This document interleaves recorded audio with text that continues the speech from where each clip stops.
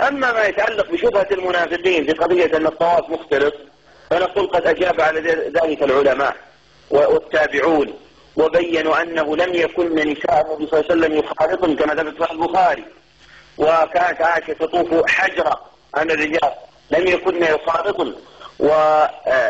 وصدر من اللجنة الدائمة برئاسة الشيخ الشيخ عبد العزيز بن باز رحمه الله فتوى بأن الاختلاط الموجود في الطواف هذا اختلاط محرم، والواجب الفصل. وش الطريقة؟ كيف نفصل؟ نقول الله أعطانا الوسائل. في السابق كان العدد قليل، الآن الأحداث ضخمة. يا أخي يوضع هناك 3 وسائل لتحقيق الفصل، وسائل هندسية وتقنية نستطيع أن نستغلها لتحقيق الفصل بين الرجال والنساء، ويطوف النساء لوحدهن منفصلات عن الرجال. أما ما يحصل من العراق في الطواف والزحام والاتصال هذا لا أظن عاقل يقول بجواز امتداد، لكنه خطأ يحتاج إلى تصحيح.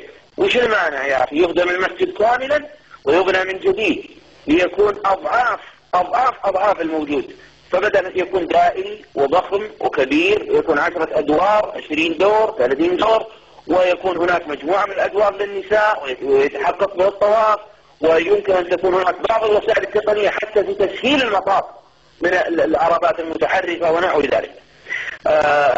عذرا يا أخوة أشعر أني أطلق عليكم. لا تفضل. لكن